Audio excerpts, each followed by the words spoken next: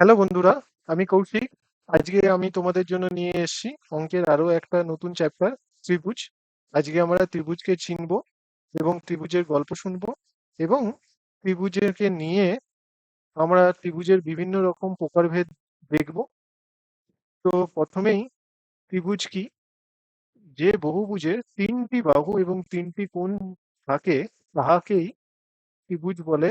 এবং তিন দৈর্ঘ্য, বাহুর দৈর্ঘ্য এবং কোণ অনুযায়ী ত্রিভুজকে বিভিন্ন রকম ভাগে ভাগ করা যায়। প্রথমেই আমি দেখাই, তোমার যদি এই এরকম কোনো বহুভুজের তিনটে বাহু তিনটে বাহু থাকে, এই এই একটা বাহু এবং এই একটা বাহু, তাকে ত্রিভুজ বলে। এবং ত্রিভুজের কিন্তু তিনটে কোণ থাকবে, এরকম করে ত্রিভুজের তিনটে কোণ থাকবে, তাহলেই কিন্তু আমরা তাকে ত্রিভুজ বলবো। এরপরে ত্রিভুজের গল্প বললি, শোনো।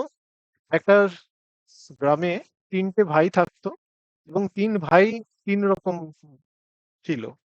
প্রথম বড় ভাই খুবই সরল এবং খুবই বুদ্ধিমান এবং খুবই ভালো ছিল। সে তার বাবা মাকে ভালোভাবে দেখতো, তার নিজের শরীর ভালো করে রাখতো এবং তার সংসার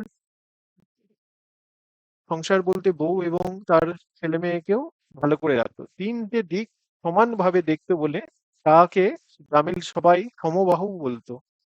তার অপর ভাই ছিল সমদ্বিবাহু। সে বাবা-মাকে ভালো করে দেখতো না, কিন্তু সে নিজের শরীর এবং তার সংসারের প্রতি তার নজর ছিল। তার ২ দিকে নজর ছিল বলে তাকে সমদ্বিবাহু বলতো সবাই। এবং সবশেষে ছিল বদ ছেলে, সবচেয়ে ছোট ছেলে। সে ছিল বিষমবাহু। সে কাউকেই দেখতো না, না নিজের শরীরের প্রতি তার মনোযোগ ছিল, না বড় বাবার বাবা-মার প্রতি নজর ছিল বা সংসারের প্রতি নজর ছিল। সবাই তাকে বিষমবাহু বলতো। এখানে থেকে আমরা একটা জিনিস লক্ষ্য করি যে আমরা কিন্তু সমবাহু, বিষমবাহু এবং সমদ্বিবাহু মতো নিজের বাবা-মা এবং সন্তানদের বা আমাদের সবাইকে কিন্তু সমানভাবে ভালো করে লক্ষ্য করতে হবে। এবং এরপরে ত্রিভুজের প্রকারভেদ হিসেবে আমরা জানবো। ত্রিভুজের প্রকারভেদ, প্রথমেই সমবাহু ত্রিভুজ। আমার গল্পের মতোই সমবাহু ত্রিভুজের তিন বাহুই সমান এবং তিনটে কোণ কিন্তু পরস্পর সমান হয়, সেই জন্য একে সমবাহু ত্রিভুজ বলে। যেমন এই একটা সমবাহু ত্রিভুজ, এই বাহুটা এবং এই বাহুটা যদি পরস্পর সমান হয় এবং এই কোণটা এবং এই কোণটা যদি পরস্পর সমান হয়, তখন তাহাকে আমরা সমবাহু ত্রিভুজ বলবো। সমদ্বিবাহু ত্রিভুজ কি? সমদ্বিবাহু ত্রিভুজ হচ্ছে যে ত্রিভুজের দুটি বাহু সমান, তাকে আমরা সমদ্বিবাহু ত্রিভুজ বলবো।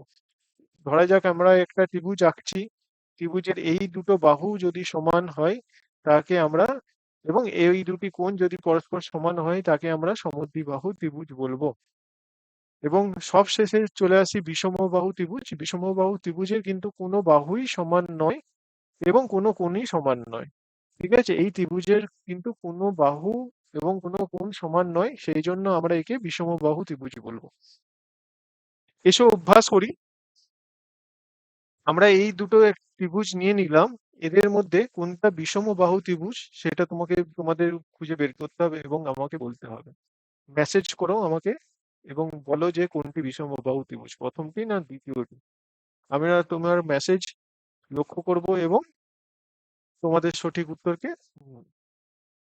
বলে দেব।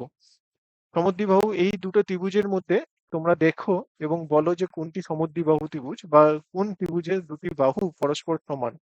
আশা করি তোমরা পারবে এবং আমার সঙ্গে থাকবে। ধন্যবাদ।